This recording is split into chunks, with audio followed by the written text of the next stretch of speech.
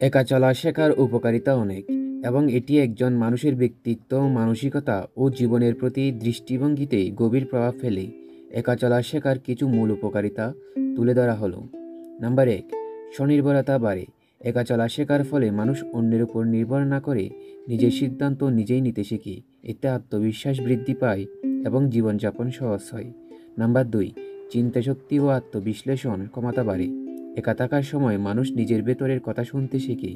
এতে আত্মবিশ্লেষণের সুযোগ হয়, নিজের দুর্বলতা ও শক্তি বোঝা যায় এবং মানসিক পরিপক্কতা বাড়ে।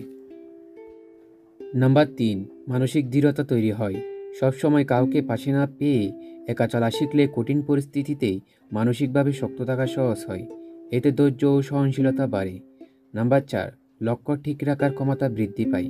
অনেক সময় দলবদ্ধতায় বিভিন্ন মতবিরোধ বা বিভ্রান্তি থাকে।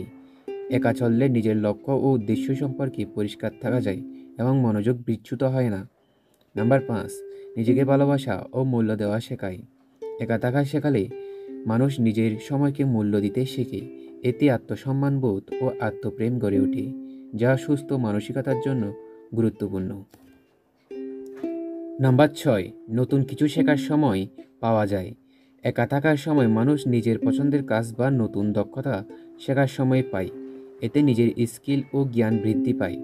নাম্বার 7, সম্পর্কের মূল্য বোঝা যায়। যখন কেউ একা থাকে তখন সে অন্যদের গুরুত্ব আরও গভীরভাবে বুঝতে পারে।